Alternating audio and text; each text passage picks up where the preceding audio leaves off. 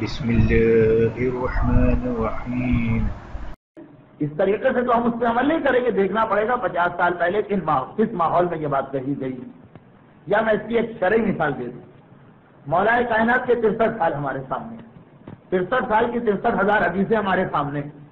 مگر ان میں کچھ حدیثیں ایسی ہیں کہ جنہیں دشمنان اسلام نے استعمال کر کے یہ ثابت کرنے کی کوشش کی کہ یہ اسلام ایک بہت ہی دقیانوسی مذہب، اور وہ کچھ حدیثیں کیا تھی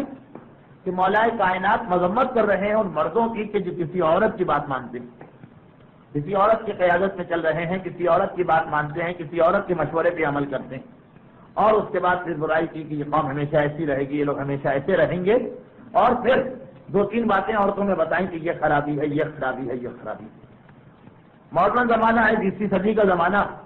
عورت کی آزادی کا حد سے زیادہ چرچا کیا گیا، نہ اسلام اتنی آزادی کا قائل ہے نہ اس غلامی کا قائل ہے، درمیانی راستہ۔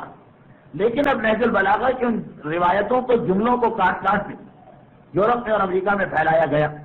یہ میں آج کی بات نہیں کر رہا، یہ آج سے 20-25 سال پہلے کی بات ہے۔ ان کو پیش کیا گیا کہ دیکھیے یہ ایسا مذہب اسلام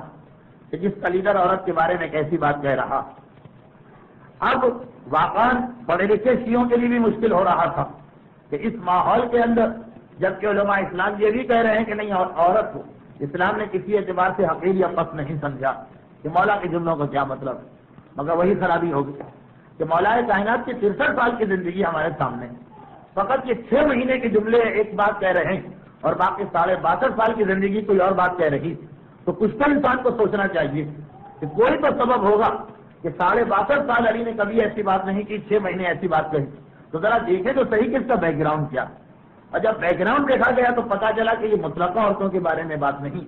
جنگ جمل میں جو ایک عورت کی قیادت سے مسلمان علی کے خلاف میدان میں اتر رہے ہیں، جب اب علی عورت کا لفظ استعمال کر رہے ہیں تو مراد وہی عورت، مقصد وہی ہے کہ جس کو زمانے کا بچہ جانتا۔ اس زمانے میں اتنا کہہ دینا کافی تھا کہ عورت جو ہے یہ ناقص العقل ہے، یہ عورت جو ہے یہ اس کے اندر مثلا شجاعت کی کمی ہے، یا اس کی بات ماننے سے تم تباہ ہو جاؤ۔ لیکن آج 300 یا 400 یا 500 یا 1000 سال کے بعد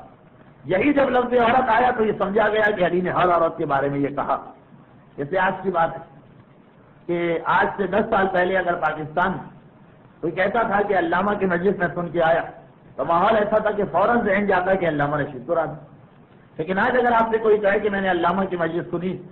کچھ بزرگ ابھی ہیں، فرض کیجیے کچھ عرصے کے بعد آپ کہیں تو کبھی آپ کا ذہن کام نہیں کرے گا کہ اس لفظ علامہ سے کیا مراد ہے۔ تو یہ ہمارے یہاں ایک بہت اہم مسئلہ، بہت اہم اصول ہے، میں جو تشریح کرنے جا رہا ہوں بہت اہم اصول ہے کہ معصوم کی حدیثوں کے الفاظ کافی نہیں ہوتے، یہ دیکھنا پڑتا ہے کہ بیک گراؤنڈ کیا ہے،